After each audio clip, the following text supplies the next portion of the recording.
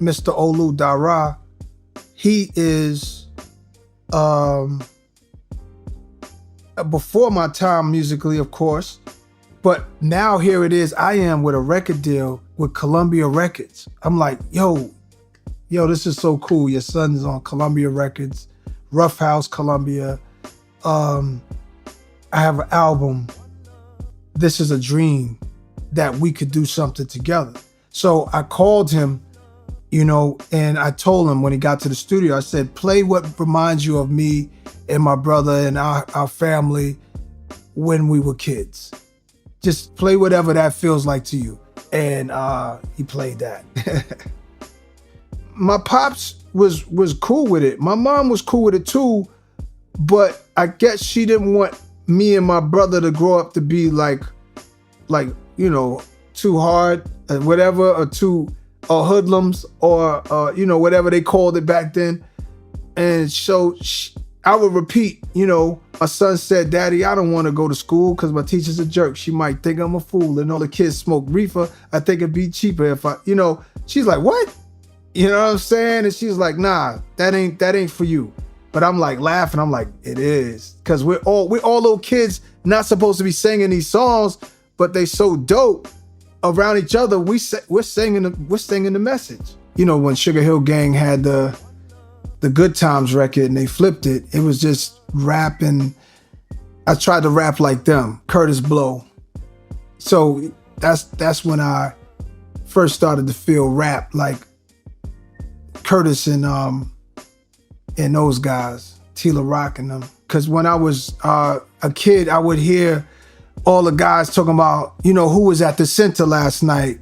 And the community center at night turned into, I guess, like a club or sometimes, and in the park, a lot of guys would come out there. I would hear all of these rap legends were in the park and hear all these stories.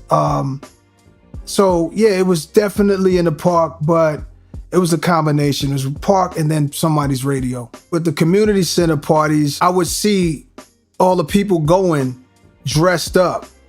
If it was winter, they had the sheepskin coats on. They were excited. Like, I thought they were going to some big place. I don't know where. I didn't realize they were going right to the community center, right in the neighborhood. Talking 83, 85, and in the park they had, people would come there and they have like set up a stage. Like, I don't know, the city would have people come out there, set up a stage and do shows. Like, I'm looking at people in costumes and stuff like that. Just wild stuff I would see in the parks. And then the jams would happen when it got to the park jams. My moms didn't want me to go over there. So we could hear it from across the street. We could watch them, even help them carry records, you're going to throw a party, you're going to throw a jam. We see them coming through the block with their equipment.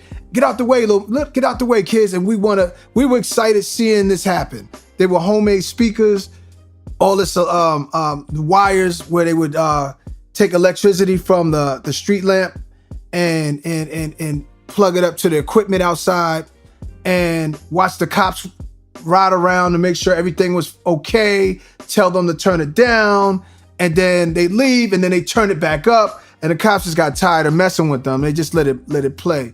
So and then I got a little older. I think it was like the end of the community center. I remember there being MC battles in there.